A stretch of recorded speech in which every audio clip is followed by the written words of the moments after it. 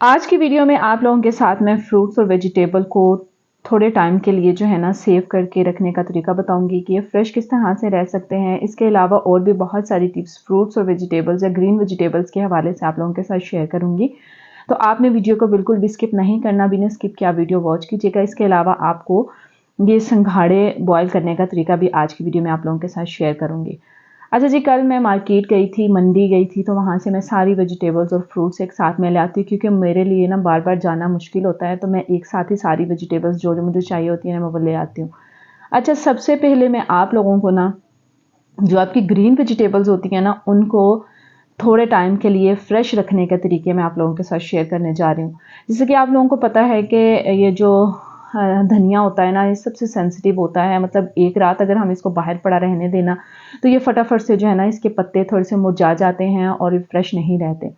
अच्छा जी, उसके लिए क्या करना है, आप लोगों ने एक गट्ठी ले लें धनिए की, उसको उसको पोर्शंस में डिवाइड कर दें। ठीक है, 3 पोर्शंस बना लें, 4 पोर्शंस बना लें। इस तरह से इजीली ना इसको आप डिवाइड कर लीजिएगा जिस तरह से आप करना चाहते हैं। मतलब डेली बेसिस पे आप कितना धनिया अपनी हांडी में डालते हैं, सालन में डालते हैं, उस लिहाज से ना ऐसे पोर्शन पोर्शन बना के ना ड्राई धनिया, ठीक है, गीला धनिया आप इस तरह से नहीं सेव कर सकते। ड्राई धनिया देख लीजिएगा, जब भी आप मार्केट से लेना सूखा धनिया लें, क्योंकि मैं कल मंडी गई थी ना, उन्होंने क्या किया हुआ था कि धनिए को बिल्कुल वेट किया हुआ था, इतना ज़्यादा गीला था ना।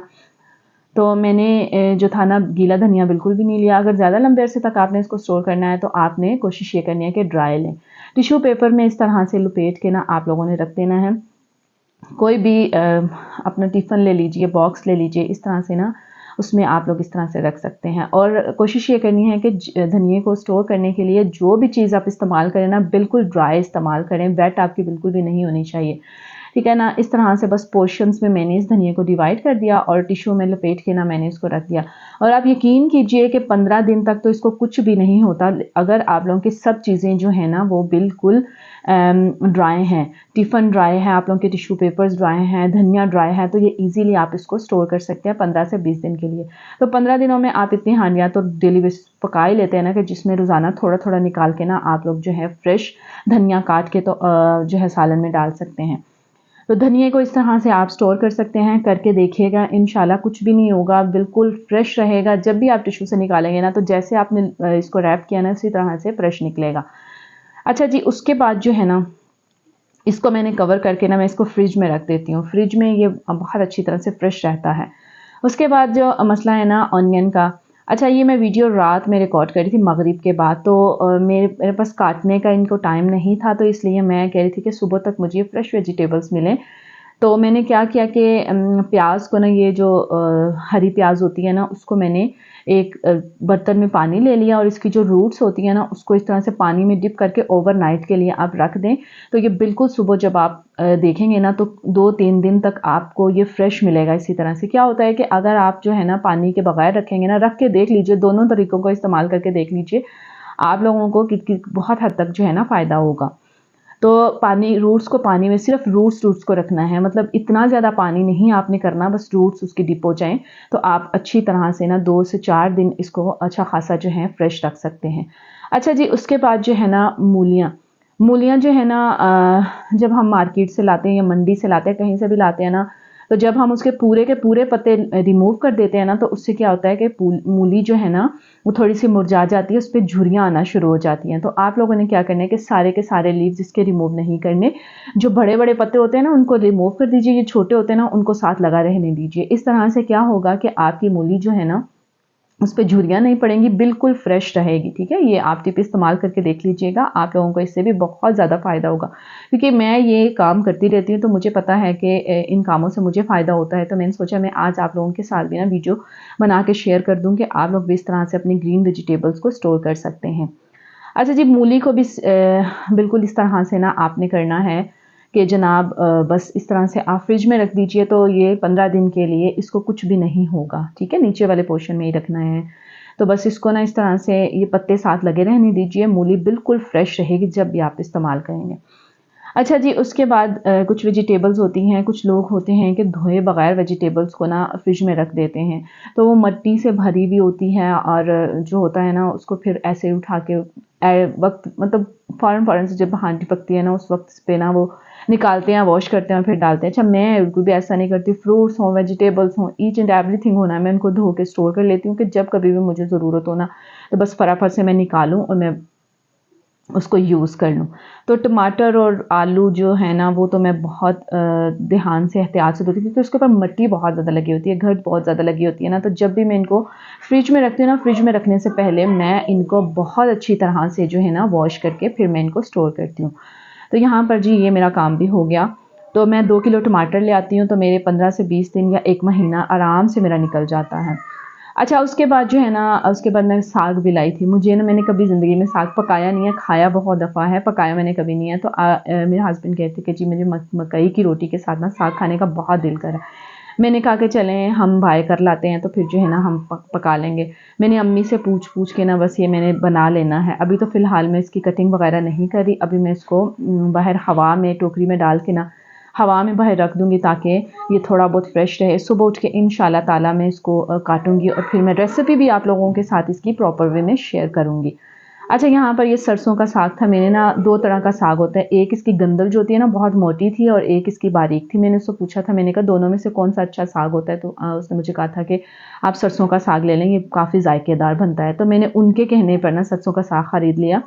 अब मैं देखूँगी बनाकर आप लोगों के साथ रेसिपी भी शेयर करूँगी कि किस तरह से बनता है। अभी तो फ़िलहाल रात का वक़्त है, मैं कुछ भी नहीं इसको कटिंग वगैरह में नहीं कर रही, क्योंकि इसमें अच्छा खासा टाइम भी लग जाता है और आपको थकावट भी बहुत हो जाती है। तो अभी सिर्फ मैं इनको ढाल के रख रही हूँ।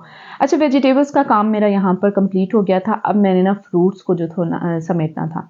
अच्छा कुछ फ्रूट्स भी जब मैं जाती हूँ ना मंडी में, तो फिर बस मैं वहीं से बाय कर लाती हूँ और उनको आराम सुकून से धो के ना तो मैं उनको रख देती हूँ। कभी कभार ऐसा होता है कि ना मैं कभी मतलब किचन में नहीं होती ना, तो बच्चों को ना जल्दी से बस फ्रूट्स चाहिए होते हैं, तो वो ना निकाल के धुले बगैर भी खाने की कोशिश करते हैं। तो मैं ऐसा बिल्कुल भी नहीं होने देती। मैं उससे पहले ना सारे फ्रूट्स को ना इस तरह से वॉश कर लेती हूँ, ताकि बच्चे कभी भी किचन में जाएं और लें तो धुले हुए उन्हें मिले और वो इजीली खा सकें। अच्छा यहाँ पर ना फ्रूट्स को मैं इस तरह से धोती हूँ। मुझे ना इस सिंक का इतना ज़्यादा फ़ायदा होता है ना, मैं अपनी वेजिटेबल्स को भी धोती हूँ, फ्रूट्स को भी धोती हूँ, तो मुझे तो इसका बहुत ज़्यादा फ़ायदा है। अच्छा उसके बाद यहाँ पर फ्रूट्स वगैरह जो थे ना मेरे धुल चुके थे, अब मैं इनको निकाल लूँगी।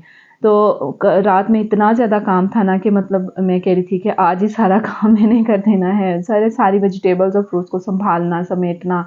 कटिंग मैंने किसी चीज़ की रात में नहीं की थी, कटिंग मैं सुबह करूँगी, उसकी वीडियो भी आप लोगों के साथ शेयर करूँगी कि कटिंग करके आप वेजिटेबल्स और फ्रूट्स को किस तरह से सेव कर सकते हैं। फ्रूट्स को तो नहीं, वेजिटेबल्स को आप फ्रीज़ कर सकते हैं, उनको फिर आप इस्तेमाल कर सकते हैं।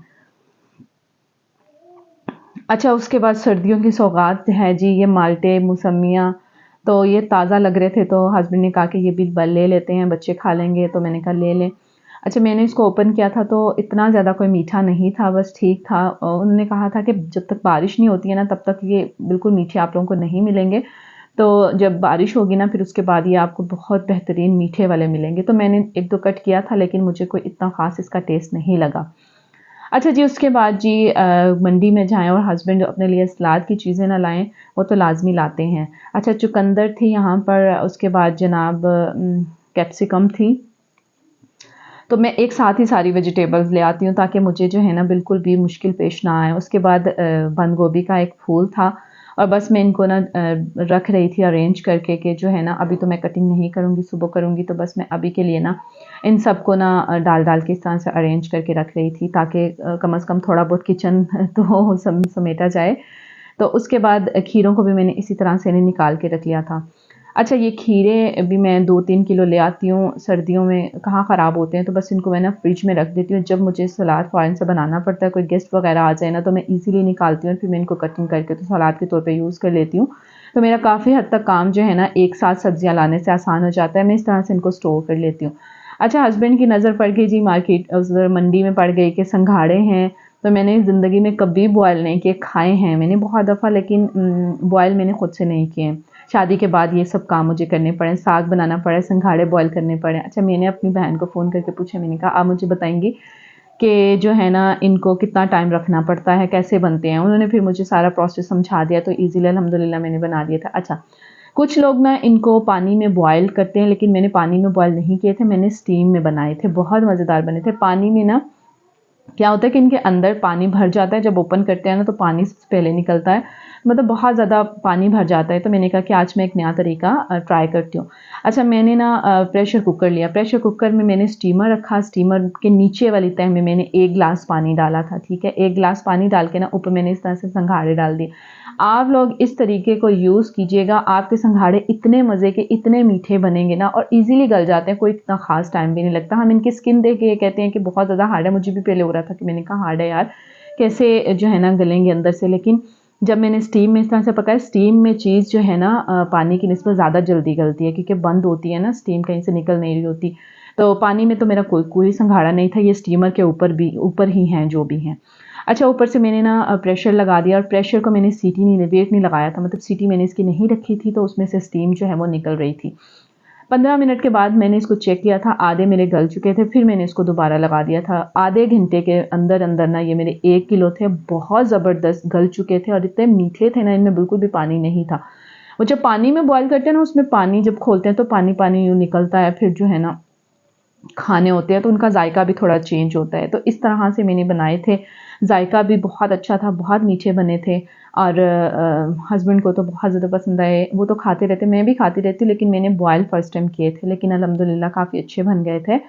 तो जी, आपको आज की वीडियो कैसी लगी आपने मुझे कमेंट सेक्शन में लाजमी मुझसे शेयर करना है। तो कुछ वेजिटेबल और फ्रूट्स की बस मैंने आप लोगों के साथ शेयर किया है कि आप इस तरह से अरेंज करके रख सकते हैं एक लंबे अरसे तक, लंबे अरसे मतलब 15 से 20 डेज़ तक या 1 मंथ के 1 मंथ तक। अच्छा, कटिंग की वीडियो भी मैं आप लोगों के साथ ज़रूर शेयर करूँगी। बस अपना बहुत सारा ख्याल रखिएगा, दुआ में याद रखिएगा।